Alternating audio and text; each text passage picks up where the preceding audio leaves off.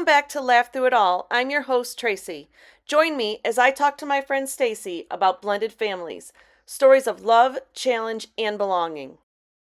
You, like I've told you before, have the most blended family experience of anybody I know. I swear. I know you had it as a child, and then you had it, with your kids and going into a blended family, marrying into a blended family, and you've got siblings that have blended families. So I wanted to talk to you about this because I have experience with blended families, and I know how challenging it can be at times, how wonderful it can be at times. So I thought we could just chit chat about your experiences today. So maybe you could just start me off with your childhood. How did the blended family start for you as a child? You're coming out the gate here, Miss Tracy, with the first one. I've been giving this a lot of thought, and the word blended, it can mean so many things. And I think we automatically think divorce, right? And I almost think that divorce is easier because it's a very obvious and a very common way that we experience blended families. But I think a bigger part of it is we can be blended for many different reasons, and the feelings that are attached to the why and the how make these situations easy, challenging, devastating, all of the things. So, and for me personally, being a child of trauma, really, best way to say it, became a part of a blended family because I didn't have a father that had me in his life. And later on in my mother's life, I think about 18 months to 2 years into my life, met a man who wanted to be my father. And so, I think and all the stuff that goes along with that. So never was allowed to talk about it very much because my mom did not want anybody to know. It was a big source of shame for her. And I think it's a good thing to talk about. I don't think it's something that we should walk around feeling shameful for how we've become, Sure. who we are in our family. So my mom was 17. She ran away from home.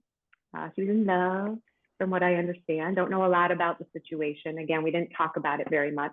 I have bits and pieces from my grandma and stuff, but yeah, she ran away, called home a few months later, crying. And my grandma said, "What's the matter?" And she said, "I don't know what to do." And my grandma said, "I don't care what it is, you come home." She goes, "Well, a little bit more you might need to know." And I'm pregnant. And my grandma said, "I don't care. Just come home and we'll figure it out." So that's how it started. And I became the baby in a house full of my grandparents, my two uncles, my mom. And I lived with that family Mm-hmm. until I was 4 years old. Like I said, my mom and dad met when I was 18 months, 2 years old. We got married when I was 4. And that shifted me into a whole other family because then they had my brother and then they had my sister. And so that's really how my childhood was. So you growing up, you didn't know your real dad ever? The only story I know is that he came when I was 6 months old to visit me, Okay. and then never Right. again. Yeah. Okay. And then your mom met the man that raised you, Mhm. correct? Okay. Yeah. And then they went on to have your siblings. Correct. Okay. Okay. I'm following Mhm. along. Yeah. Gotcha. Yeah. Okay. Yeah. That's how it started. And that's a big part of who you are. If you Absolutely. think about, your identity is developed in those first 5 years of your life, and being blended is really all I know. Yes. Mm-hmm. The queen All of I know. blending. You Yeah. Uh, some done well, some done not so well, but My dad was married and had my sister, and then she passed when my sister was very young. And Mm-hmm. then, my dad went on and met my mom and married and then had my brother and I. So similar situation there. Mm-hmm. So, and and I know my sister has struggled with the aspects of, losing her mother and never, not having the most memories of any time with her mom because she was very young. Mhm. Mhm. And it does lead to many different challenges. Mhm. Difficult. It's difficult for everybody. It's not only difficult for her, but it was difficult for, I can't speak for my brother, but it was difficult for me growing up too. Mhm. So we all have a different version and a different way that we handled it. Right. And I think it affects everybody differently too, For depending on which sure. position you are and depending on the situation. I remember, I don't know how your sister felt, but everybody, I would watch like Donahue and Oprah and all those shows growing up, and they would bring the long lost people together, people searching for their biological parents or searching for, and they would come together. And everybody always says in those shows that there was a hole in their heart, or they felt like something was missing. Hmm. And I think that depending on the story, depending on the situation, really depends how you come out of these situations feeling. I never felt like I was missing anything, honestly. Never did I have this. I still don't have it. I've lost both my parents. Yeah. Now I've lost both my grandparents, both my grandmothers. A lot of significant adults in my life who contributed to raising me are gone now. And so I never felt that. I have a lot of holes now, Hmm.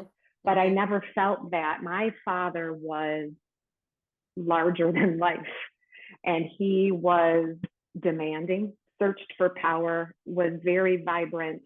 Um, you didn't want to mess with him. And so I didn't need anything other than what I had.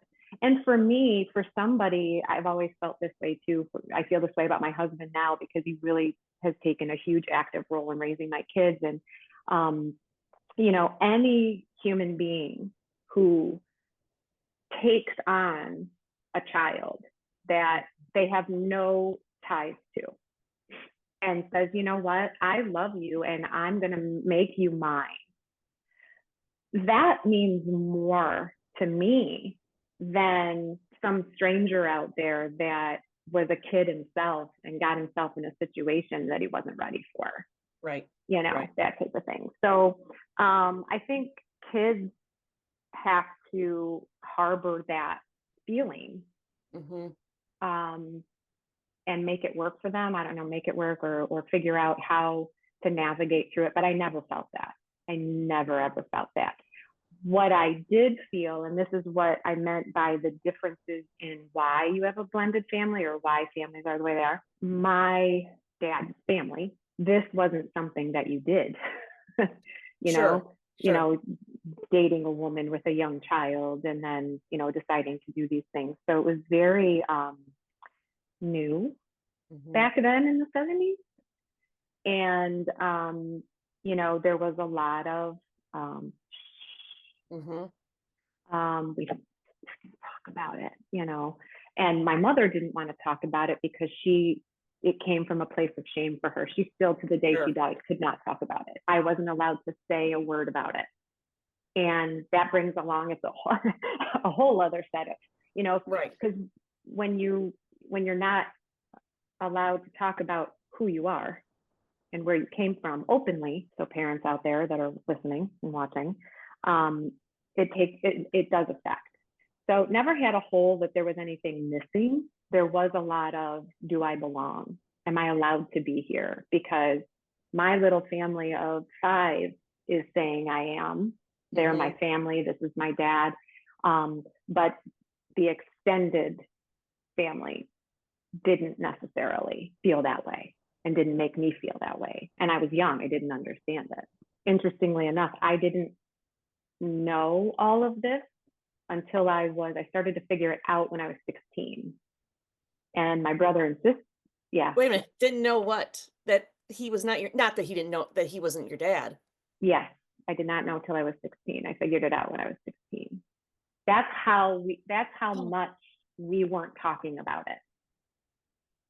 Yeah, that, yeah. My wow. mom, I think my mom just wanted it to be, this is going to be her dad and this is going to be our life. And I don't want to go back there. And I respect her for that. I don't know what she went through. I really Sure. don't. Sure. But if she felt that strongly about it, Mm-hmm. um, I've come to terms with it. And I think she came to terms with it too. But yeah, my dad adopted me and gave me his name when I was 5, changed my birth certificate. So when you go and do all those things, you got a birth certificate with the names on it. You've got all the I's were dotted, all the T's were crossed. So there was no evidence other than I had blonde hair and green eyes and everybody else had brown eyes and I didn't look like anybody. No. But You don't think about those that you know what I mean? That's mhm, John, my ex-husband, he same thing. He didn't know who he thought his dad was someone else for same thing for most of his childhood. mhm, And it wasn't until later that he found out, nope, that's not your dad. So right. I think that probably went on more than we even realize. My husband had it in his family too. He has his oldest brother wasn't his. I don't even know with my husband's family how that went, but I know that his oldest brother wasn't his mom's or his dad, but he was an heir. He was adopted into the family, and he was just the brother. Wow. And yeah, so it happens more than people think. But like I said, it's what's attached to the story or Right. how you're allowed to tell the story or be a part of the story is what makes it either loving or challenging, right? It's just um, a unique vibe, and yeah, and that so hearing and being going 16 years and just feeling like you're kind of always over here, Mhm. in certain situations. Whenever I was around my mom's family, I felt like I was the center of attention, and I didn't get that very often. So, but there was a reason for that. And they knew me first. They all had a hand in raising me because my mom was 17. Mhm. She had to finish school. She had to get a job. She had to, everybody was working back then. So, I had aunts and that took care of me. And so I felt very close and gravitated towards my mom's family, but I just figured, oh, that's because they babysat me. There was always a reason for everything. Right.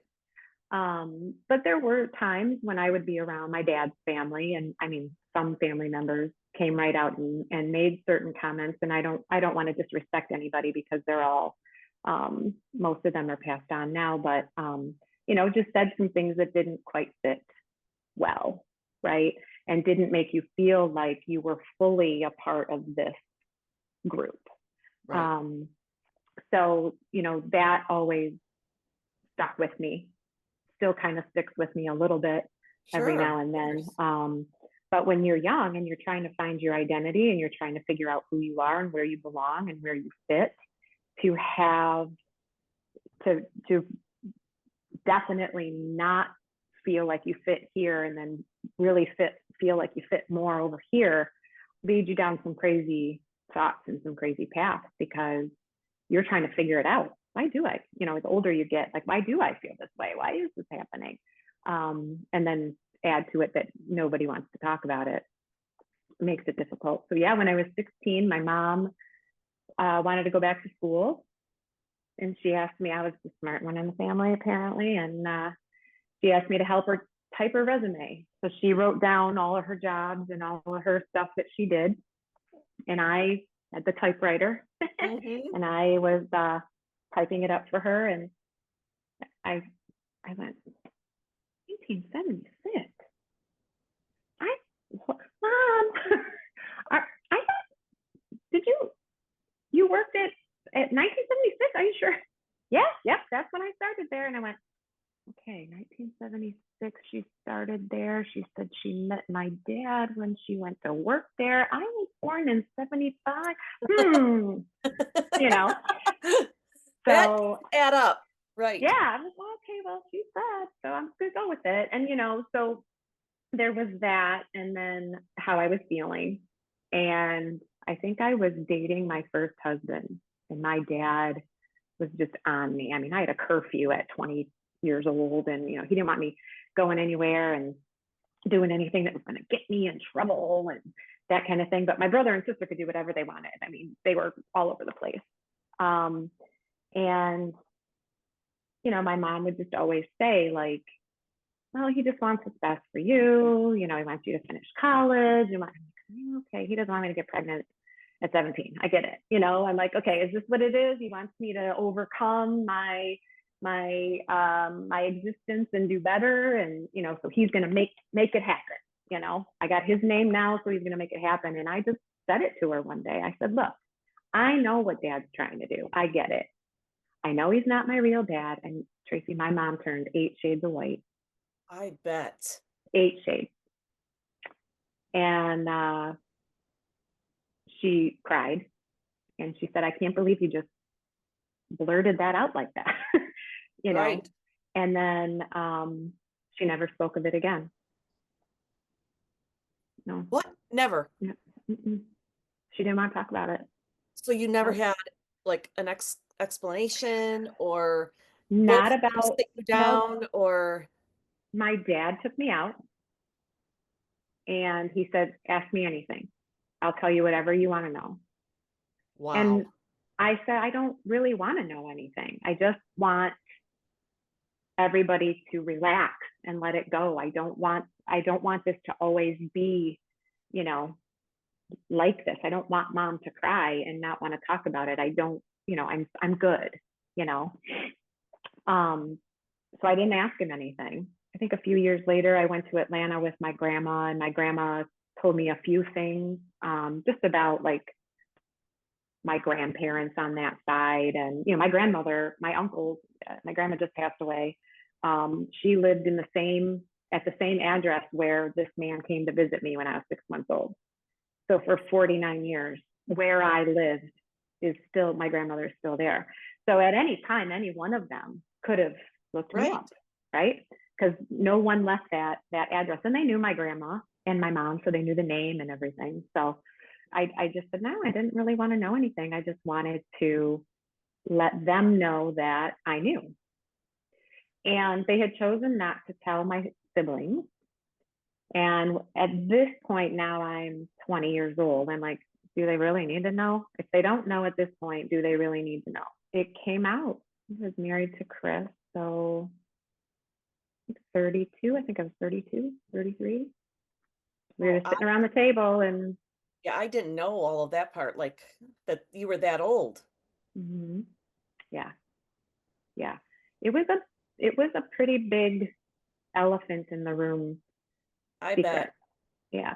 And And they I never guess had any idea. they Did- said they didn't really. I mean, they always knew I looked different than everybody else, you know.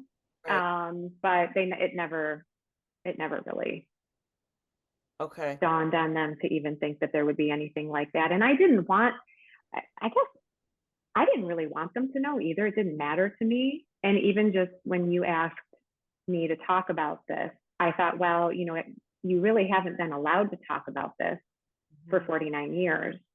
Or so maybe you should just skip over that part and get to the, you know, getting divorced and remarried and all of that. But I almost feel like this part of the blended story family is more important Absolutely. than just divorce because it really is that sense of belonging and where do you fit. Even though nobody really knew the story, everybody knew I didn't fit for some reason, whether it was the color of my hair, the color of my eyes, whatever. I'm just not very much like my immediate family. My Hmm. mom and I have some similarities. If anything, I think I'm most like my grandmother, my mom's mom.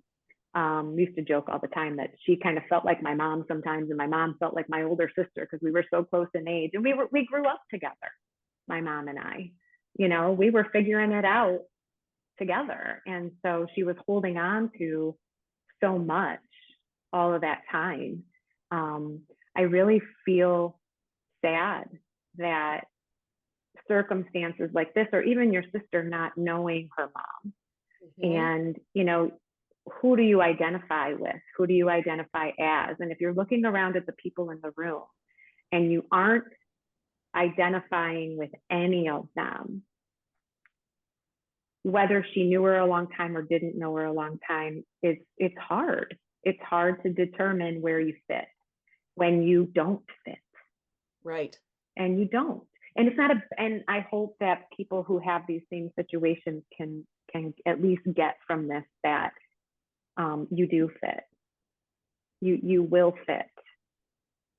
Because even people who are in their real families that are all 100% blood cannot fit.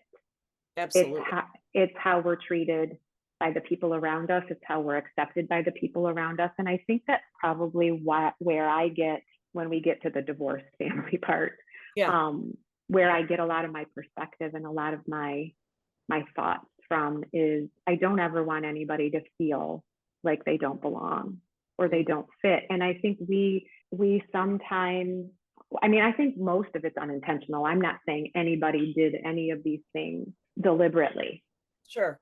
but it happened. And we have to know that it's okay that it happened. We need to be more accepting, you Mhm. know, of the definition of this and what it means. And um, did you happen to watch Netflix has a documentary on Christopher Reeve, the new one No, out. I have not seen that. It's really good. You should watch it. But he did a speech, and he was talking about defining family values, like what are family values. And he said, so in my search of trying to figure out what family values meant, I came to realize that really we're all family. And he's talking about the United States of America. I think he was talking at a national convention. He said, we're all family and we all have values. That's what family values is.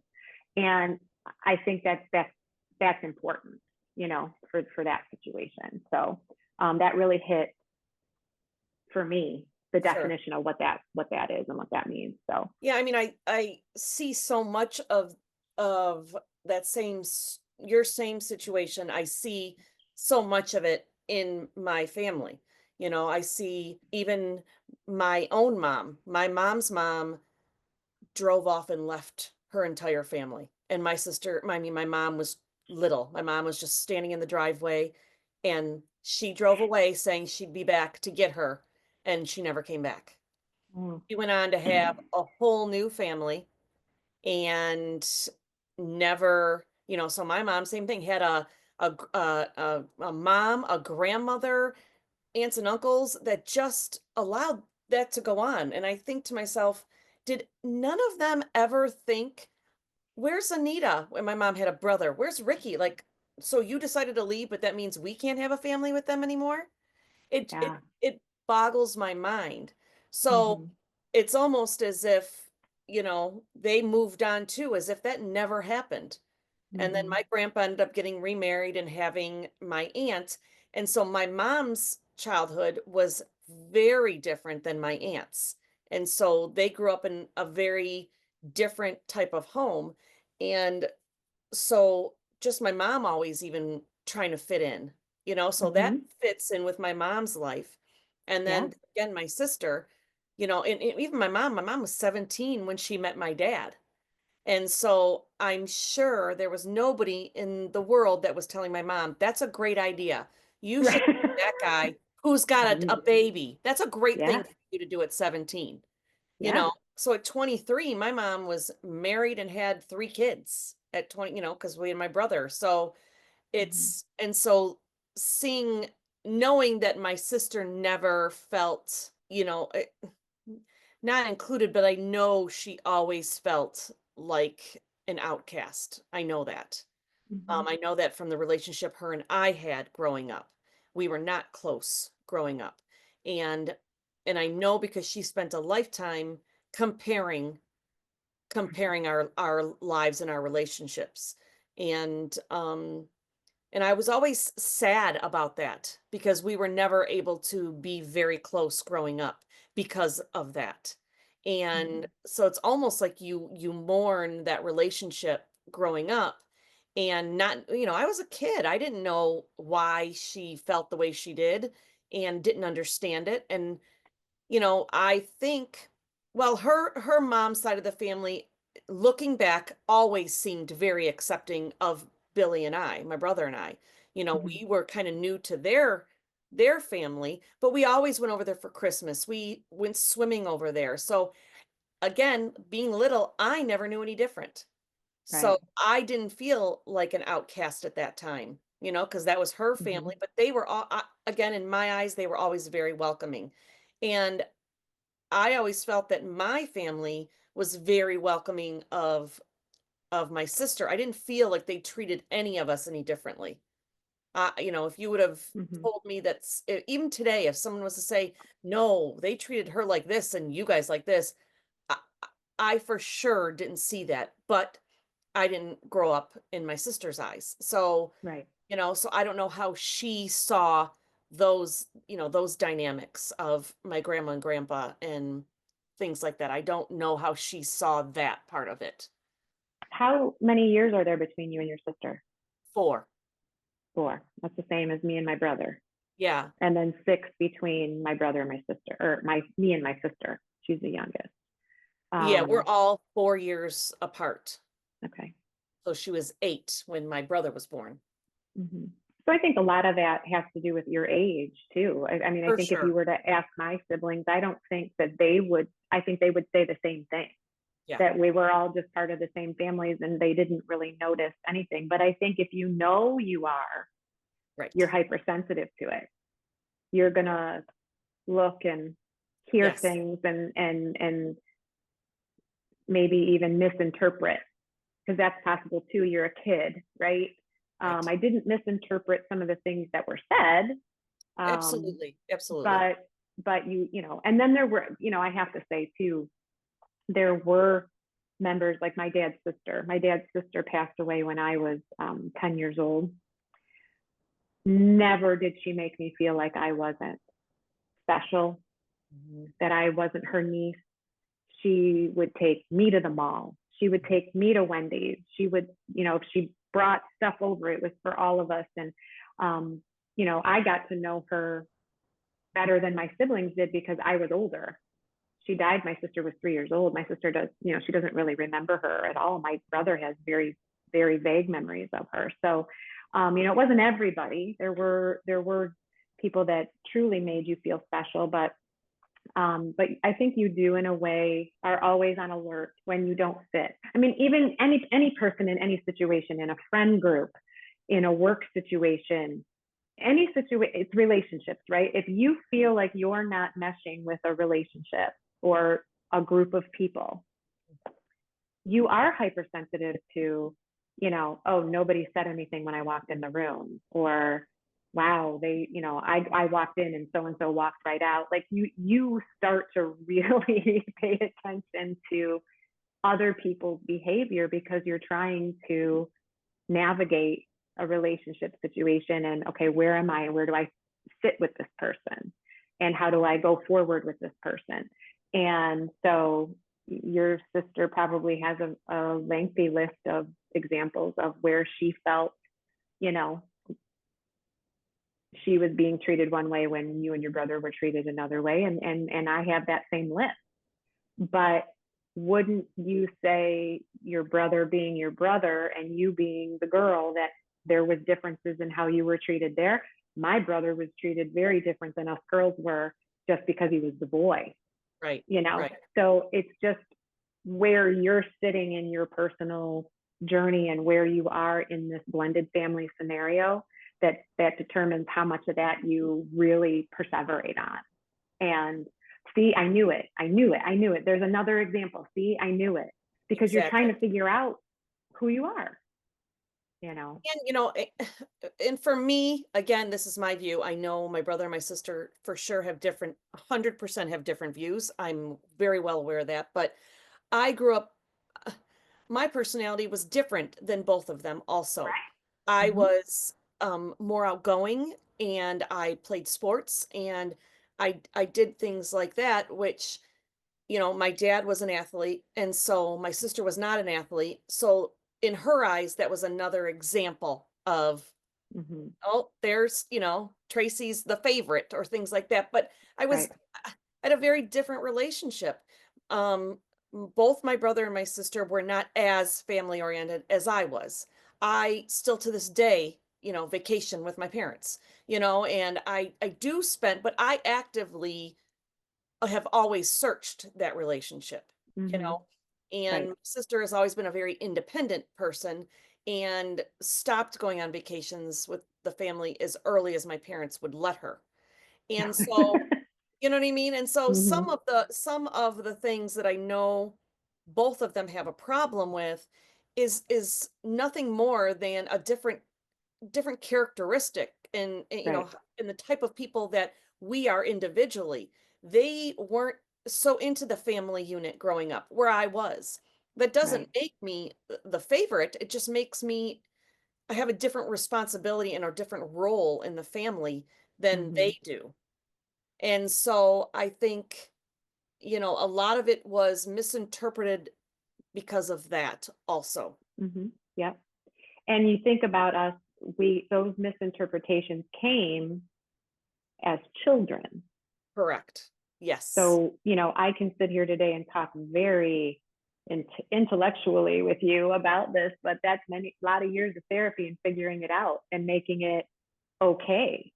Like I said, this is the first time I've talked about it since my mom passed away. And part of me was thinking, oh, you're going to dishonor her if you talk about it. But um, I don't believe that to be true if it can resonate with someone else and that kind of thing. So. Absolutely. And in a lot of just voicing it is very therapeutic because I Mm-hmm. mean most of the times the things that I say that are very personal, they've been so freeing for me, Mm-hmm. and I think it does allow you to heal a little bit more every time you can get it out and talk about it. And Absolutely. I've talked about things that people have messaged me and said, oh my God. Or even people that do a podcast, they'll message me and they'll say, I can't thank you enough for doing that, letting me do that, because the response that I've gotten, the people who have reached out to me has been so nice, and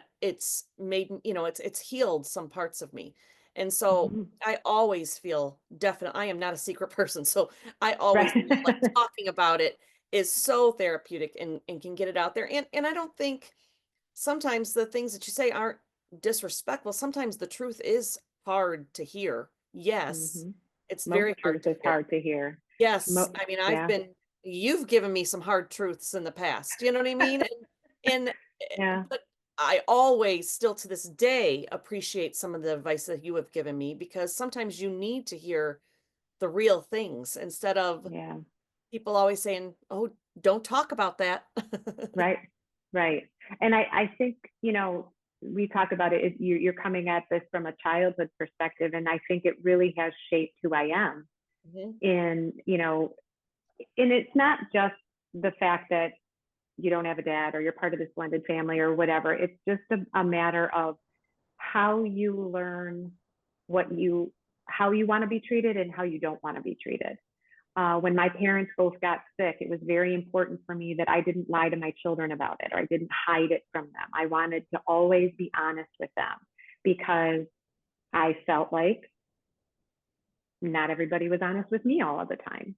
Mm. And I didn't get it. I still don't get it. I still don't get lies and covering things up. And, if you just, you know, so it really has shaped who I am as an adult, um, and has kind of given me the expectations that I have of myself as a parent to my own children, how I approach relationships, friendships. I mean, there's no point in telling you what you want to hear all the time. I wouldn't have been a good friend to you if I just told you what you wanted to hear, Mhm. especially if I'm seeing you struggling or hurting or, really in a place where I don't think you deserve to be. And so, I think that's important in families too. You are going to be a part of a blood family that you don't feel like you fit, right? And you said it just a few minutes ago about, that's just who we are as a family. These are my real parents. I love hanging out with them. My brother doesn't so much, whatever, Right. Right. might have to edit that part out. I don't know, Yeah. but, No, no, but I mean, as a child, now she's not like that, but as a child, she was. So, and I think that's very common that, yes, as my daughter would probably tell you she didn't fit either, but, she went through some phases right, that some of us didn't quite understand, and she's my daughter, but right.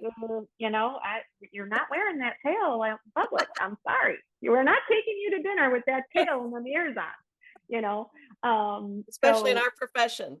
right, right. Thank God she grew out of that one.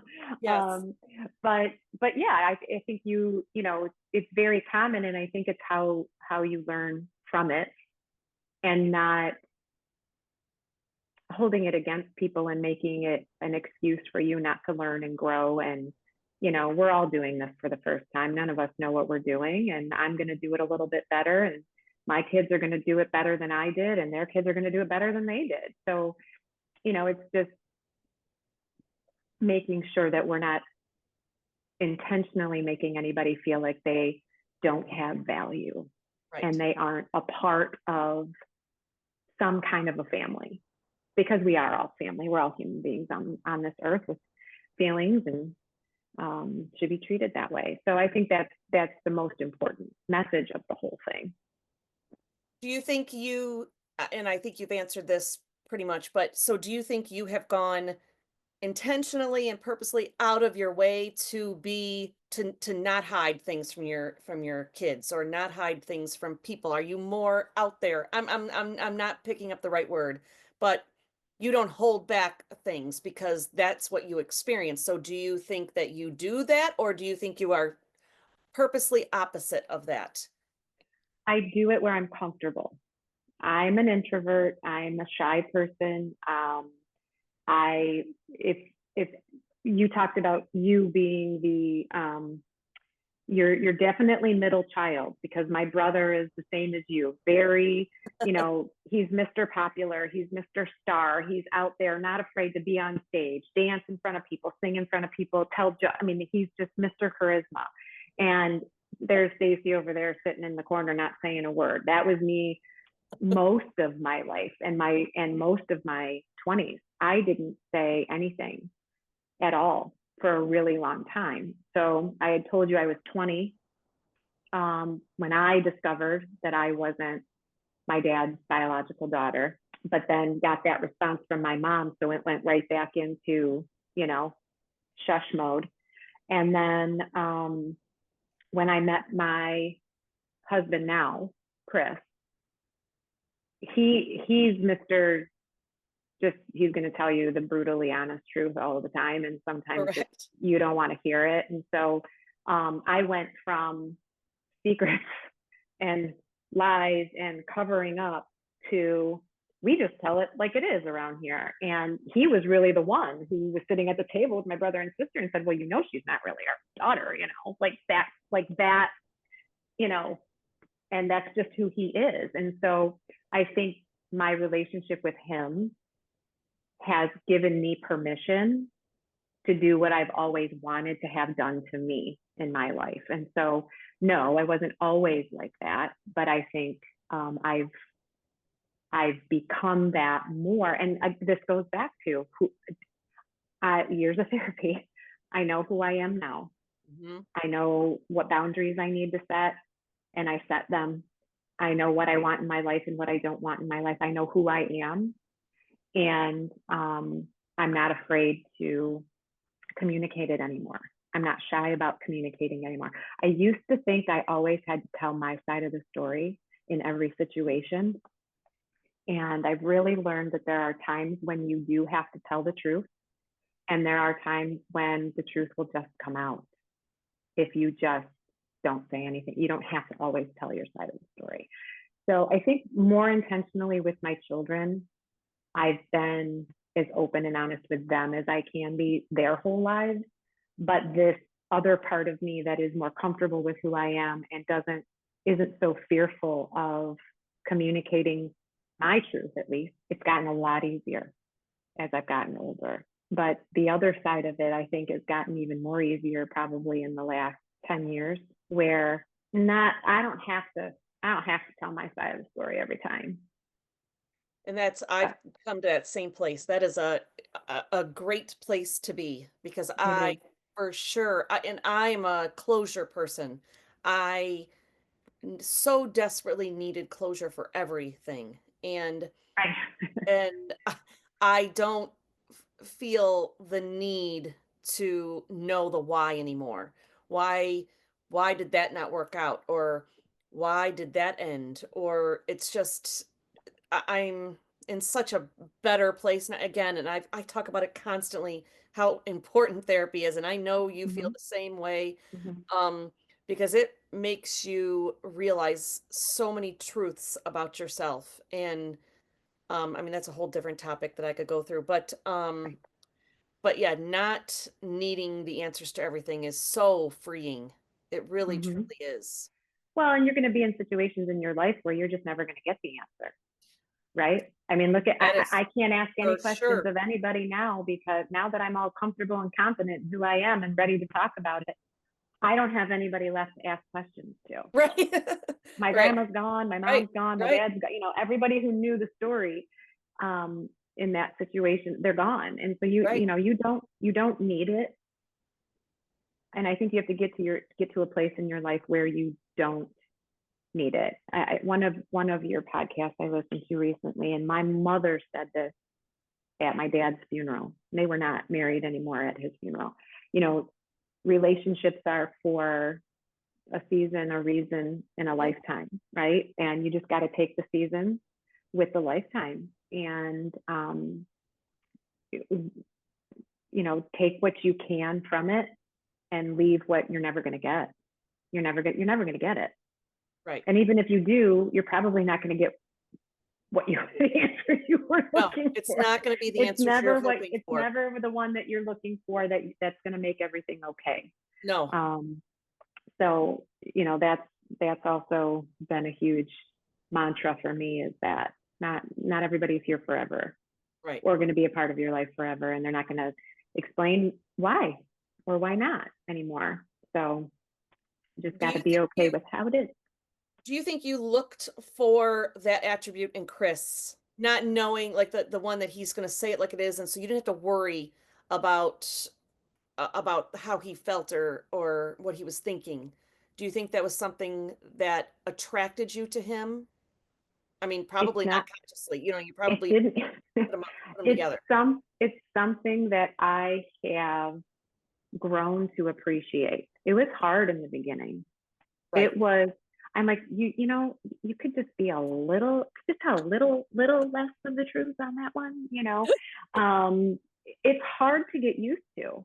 It's hard to get used to in a world like ours where everybody is about, I mean, social media, you talk about that all the time, right? Everything's got to be just so. Everything's got to be, and don't even make it seem like it's not just so.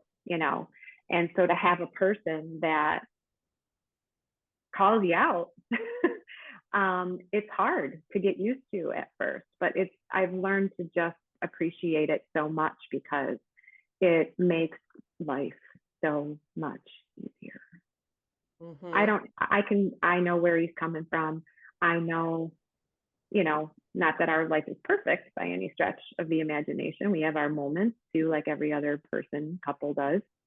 But it is refreshing to have someone that just doesn't have it in them to not tell you what they really think and what they really feel and what they're seeing you do that's not serving you. I Right. think that's a big thing, is that we spend a lot of time doing things, trying to be the best daughter, trying to get the attention from that uncle or that aunt, trying to see I am worthy, see I do fit. Look at me. I can, you know, to not need that constant validation, and then to have somebody say, well, you really weren't at your best. So I don't know what you're thinking, but maybe that wasn't you probably shouldn't have approached it that way, and maybe you would have got a different result. So it's refreshing, and it's definitely something that I think more of us should do. Yeah, it stops, helps makes you stop and think first. And if you can't be that way with your family or the people that are closest to you, how are you ever going to be successful out in the world? You have to be able to have some element of truthfulness to who you are and what you put out there, because if you're not, then you're not going to be able to interact genuinely with anybody. Mhm. And it starts with your family, and I think that's where the blended family becomes challenging, and or we're having to, this is the other thing I kind of get, there's truth, and we're talking a lot about telling the truth here, but at the same time I don't see the need to tell how everybody fits in a family. Like, is it necessary? Like, do we have to say, oh, well, she's the half sister? I remember the first time my brother called me half, and he was joking. My brother's a big jokester. Everything's a joke. And he even knows sometimes I go too far. But the first time he said half, it just hurt I bet it did. so terribly, because I don't know why we have to put those labels on things. We talk about, we're not going to label people and we're just going to all be accepting and inclusive.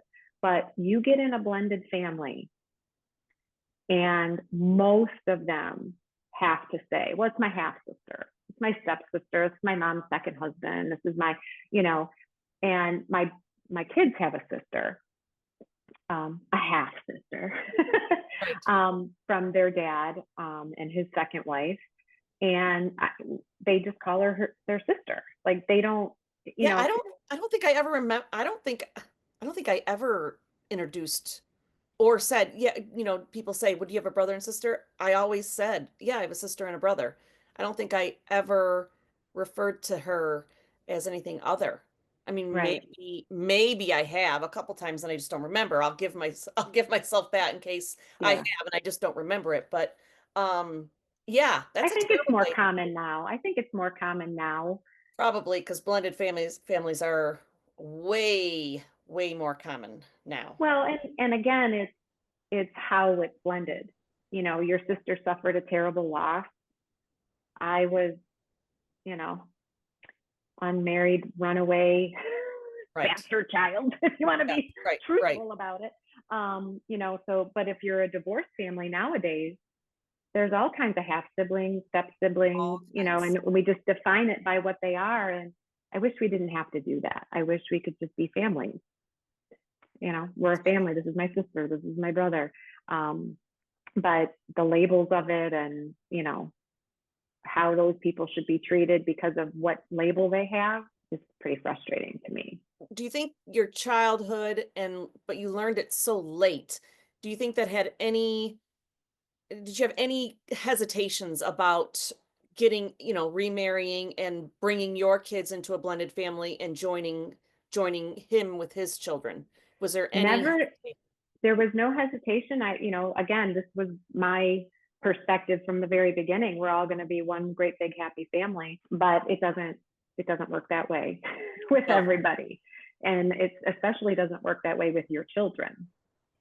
It's And very, very, I couldn't even imagine, honestly, yeah, with yeah, my own children. Now, his hmm children were full grown, right? They never yeah. lived at home. They were in their 20s. Okay. They live with their mom, but we saw them.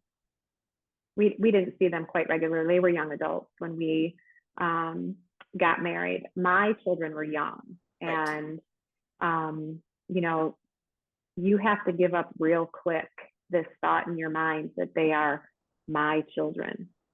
When you bring a 4-year-old and a 7-year-old into a man's life and under his roof, they are no longer just my children. Right. Yes, they went to their dads every other weekend. Yes, they had a father in their life, still do. But they lived with him 24/7, and he went full committed to raising them, guiding in good, and not just here, I'm going to, give you this nice, comfortable life, but I'm going to be hard on you. I'm going to have expectations of you. You are going to live your life in a decent way. And when you do wrong, I'm going to discipline you. And that was our biggest challenge, because you say you want this person, this great person, to influence your children, but they can't do that only when things are good. And he said to me flat out, he said, you have got, and I think this was like a divorce moment for us. His bag was packed on the dresser, and we only ever thought about the kids. And it wasn't that I had bad kids. It was that the minute things got tough and they did something that they shouldn't have done, they became mine again. Mm.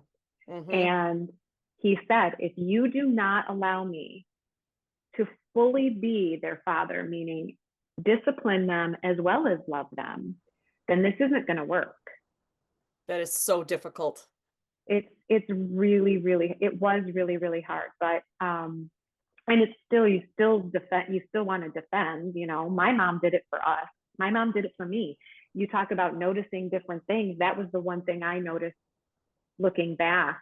My mom always fought for me with my dad. My dad was harder on me than he was on my brother and sister. That's a fact. That wasn't just a little kid noticing something. That was a fact. And I do firmly believe my dad was trying to make sure that I went to college, that I didn't run away from home and get pregnant, that I did all of the things that he wanted for me to do that my mother didn't get a chance to do. I firmly believe that that was his motivation. And so he did treat me differently. He did put more pressure on me. I was a brainiac nerd in school. I used to get all kinds of awards and straight A's. They stopped going to parent teacher conferences because they were tired of hearing how good I was. So they were like, she's got the brain to be something amazing. And he always wanted me to be a doctor or a lawyer. When I told him I was going to be a teacher, you should have seen the look on his face. Like, I bet. yeah, go to the lowest paying profession instead of, you got that brain, you're going to waste it on being a teacher. Being a teacher. Right. So I mean, he always wanted the best for me, and that's where it came from. And so he did treat me a little bit differently. And I think when you have a parent who gets to be a parent for a second time, again, none of us know what we're doing. We're all doing this for the first time. So if you're lucky enough to get a second chance at it, damn right you're going to do it better than you did the first time. And you're going to make sure that you do the things that you felt you didn't do the Mm-hmm. first time around. And I had to allow him to do that.